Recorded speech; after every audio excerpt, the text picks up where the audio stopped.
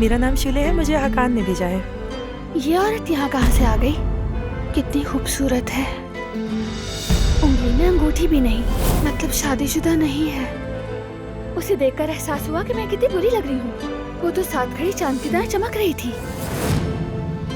Heels भी कितनी नफीस पहनी है। जब से प्रेग्नेंट हुई हूँ फ्लैट जूते पहनती हूँ, बत्तख की तरह चलती हूँ मैं। इसका जायका तो बहुत ही बुरा है। वैसे मुझे पैसे तो नहीं देने चाहिए, मगर ये लोग ये ना समझे कि मैं भाग गया। अरे कहाँ चले गया ये आदमी? जरा चक्कर तो देखो, क्यों पसंद नहीं आया?